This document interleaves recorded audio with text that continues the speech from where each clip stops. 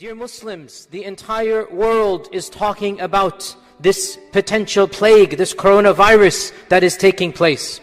And so I thought that inshallah in today's khutbah, let us look at some of the wisdoms we can derive, some of the morals and lessons that we can learn from what we see around us. For the believer always looks at the wisdom. The believer always tries to derive benefit from every single aspect around him. And today's khutbah, inshallah ta'ala, I will summarize 7 benefits and 7 lessons that all of us can learn from what is going on around us. The first of these 7, to make us humble and to realize that none of us is powerful and only Allah Azza wa Jal is all powerful. No human is superhuman. No human is almighty. All of us are under the control of a powerful Rabb. Look at this virus, the largest country in the world in terms of population, and that is China.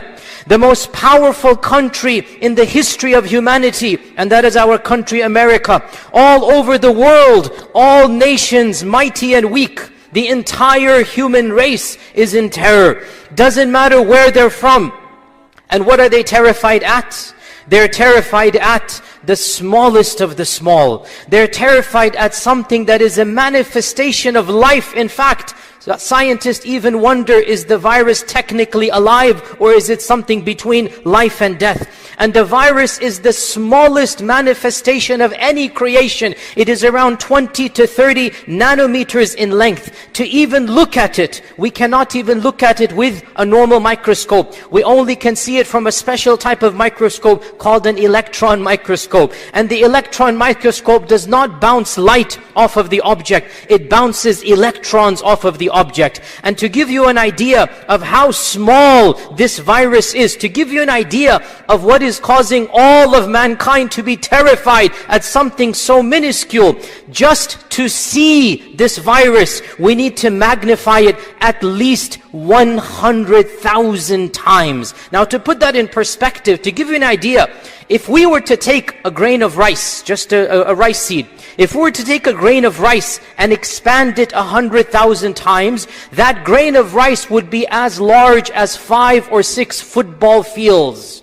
This is just to see the virus. You have to expand it 100,000 times. From this virus, all of us, mankind, are terrified. What does this show us? That there is indeed a Rabb. That despite all of our technology, despite all that we have come, we are not masters of our own destiny. We do not even control our own lives, much less the lives of others. How can we not humble ourselves in front of Subhan al-Khaliq, the one who creates everything, the one whom Allah Azza wa Jal mentions in the Quran about Himself, وَيَخْلُقُ مَا لَا تَعْلَمُونَ. He creates that which you cannot even know, you do not even understand. That is Allah subhanahu wa ta'ala. So the first of these lessons is to make us realize there is a Rabb, and the Rabb is in charge of us. The second of the 7 lessons that we can benefit from is to appreciate that life and death are real. Why? Because all too often we ignore death. All too often we become so comfortable in this dunya. We start living the life. We start enjoying the material pleasures. We become complacent of the riches that we have. We become engrossed to such an extent that we become heedless that this dunya is not the end all and be all. And these types of calamities, these types of tragedies, it is a wake-up call that no one lives forever. وَمَا جَعَلْنَا لِبَشَرٍ مِّن قَبْلِكَ الْخُلْدِ. No human has been given immortality. Every one of us dies. إِنَّكَ مَيِّتٌ وَإِنَّهُمْ مَيِّتُونَ كُلُّ نَفْسٍ ذَائِقَةُ الْمَوْتِ. Every single soul shall die. Just because we ignore it, just because we don't think about it, it does not change the reality of life and death. الَّذِي خَلَقَ الْمَوْتَ وَالْحَيَاةَ. Allah is the one who created death and He created life. When these plagues come and when death surrounds us, we become more cognizant. Our hearts that might have been hard become soft. Our minds who only think of the dunya, we start thinking of the akhirah. And if this type of calamity makes our hearts that were hard soft, then this is a blessing and not a calamity. If this calamity wakes us up from the slumber of the dunya and makes us realize that all of life is temporary, then it is wallahi not a calamity, but it is a blessing in disguise. This is the second benefit we gain from our mortality. Life is not permanent. Death is around the corner. As Abu Bakr as-Siddiq radiallahu anhu said, every single day we all wake up and death is closer to us than our shoe strap that is on our toe. Our death is closer to us. Every day we wake up and we do not know when we are going to die. So these types of calamities rub the point home that life is not eternal and only Allah Azza wa Jal knows when we are going to die. The third blessing we can see, the wisdom that we can extract from what we see around us, is the notion that some people are better than others. And the fact that this virus attacks all of humanity equally.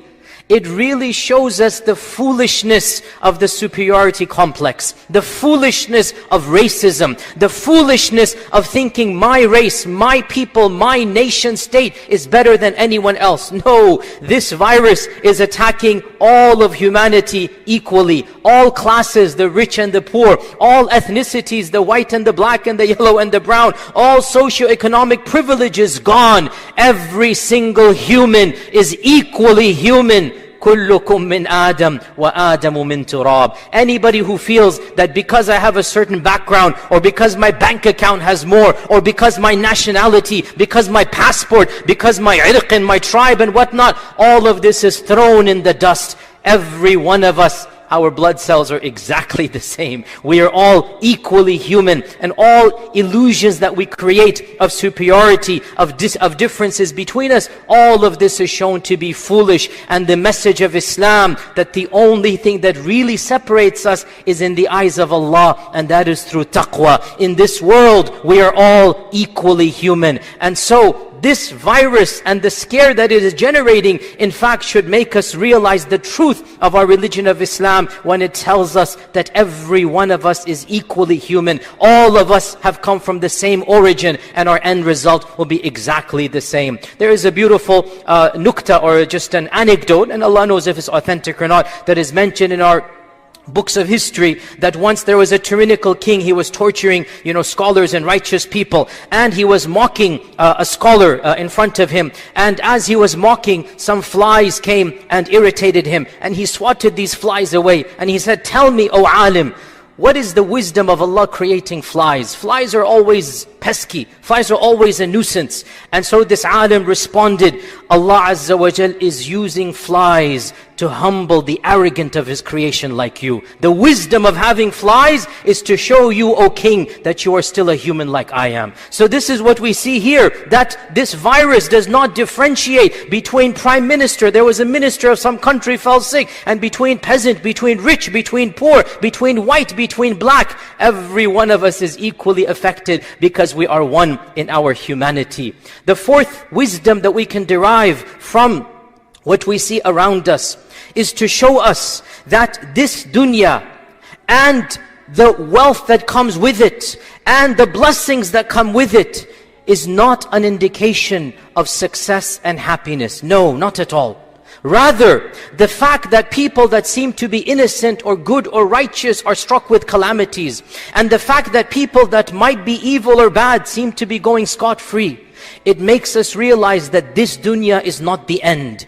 We must recognize that there's going to be hereafter. This virus, it seems to sometimes take innocent children, innocent people. Not just this virus, any calamity. Sometimes the righteous are affected, and sometimes the evil people are left. And this should make us reflect that whoever has this dunya doesn't mean that Allah is pleased with them. Whoever has this dunya taken away does not mean that Allah is angry with them. On the contrary, this dunya is not an indication that Allah loves you. As one of our scholars said, that this dunya is given to the one whom Allah despises and the one whom Allah loves. Doesn't matter. And this dunya is taken away from the one whom Allah despises and the one whom Allah loves. This world and all of the blessings associated with it are not the indication of success. They're not the indication of Allah's pleasure. Rather, it is the akhirah that is the full indication of Allah's pleasure. And Allah mentions in the Quran, وَاتَّقُوا فِتْنَةً لَا تُصِيبَنَّ الَّذِينَ ظَلَمُوا مِنْكُمْ خَاصَّةً. Beware